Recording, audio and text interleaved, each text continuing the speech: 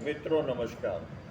आज हम बात करेंगे घर हो या व्यवसाय, नुकसान के कारण क्या हैं और उनको कैसे रोका जा सकता है। देखो, सीधी सी बात है कि आपका चाहे घर है और चाहे आपका व्यवसाय है, आय से अधिक जिस दिन व्यय करना चालू कर दोगे ना, उस दिन से आपके नुकसान होना लग जाएगा। हमेशा इस बात का ध्यान रखिए कि आपकी आय है उसका भी हिसाब रखिए और उस पे जो व्यय हो रहा है उसका भी आप हिसाब रखिए। आय से अधिक व्यय होना ही नुकसान है। यदि आय से व्यय कम है तो उसमें फायदे का प्रतिशत कम हो सकता है, लेकिन नुकसान नहीं होगा। तो इसमें सबसे जो पहली बात है कि आपका व्यवसाय है और उसमें आपके नुकसान हो रहा है, तो ये देखिए कि आपकी जो आय की लीकेज कहाँ का है, आपकी आय में से चोरी कहाँ हो रही है या आपकी आय में नुकसान कहाँ हो रहा है। यदि आप अपने व्यवसाय में जो आपके राजस्व, आपके रेवेन्यू है, आपका जो बचत है, उसकी लीकेज कहाँ हो रही है, यदि आप उनको रोक दोगे ना तो आपको फायदा होना चालू हो जाएगा।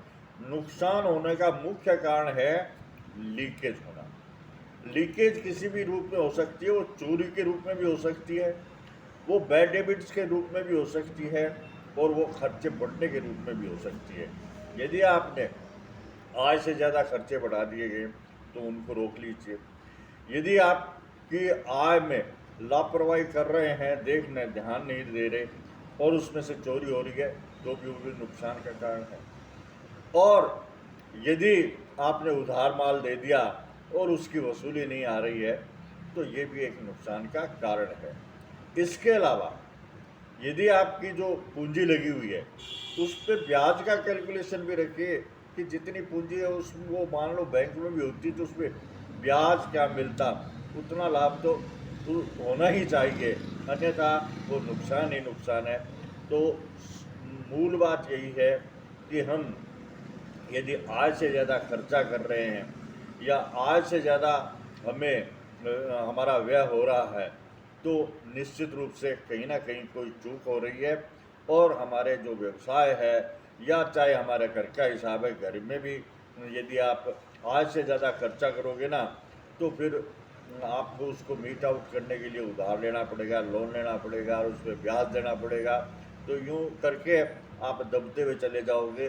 तो सबसे सरल और सीधा सा उपाय ये है कि आय से ज़्यादा खर्चा किसी भी स्थिति में, चाहे घर हो या व्यवसाय, मत होने दो। और उनकी आप समय पर आकलन कीजिए कि ये किस कारण से हो रहा है। यदि आपके किसी प्रकार की आय में लीकेज है तो उसको रोकिए, और यदि खर्चे ज़्यादा हो रहे हैं तो अनावश्यक खर्चों को बंद कीजिए। यदि आप ऐसा कर लोगे, यानी आय से खर्चा कम करोगे, तो आप किसी भी क्षेत्र में जाएं, चाहे घर हो या व्यापार हो या व्यवसाय हो, आप उसको घाटे से उभार लोगे। और यदि आप सुस्त पड़े रहोगे और इस बात का ध्यान नहीं रखोगे कि आय ज़्यादा है या व्यय ज़्यादा है, तो निश्चित रूप से आपके व्यवसाय में घाटा होता चला जाएगा।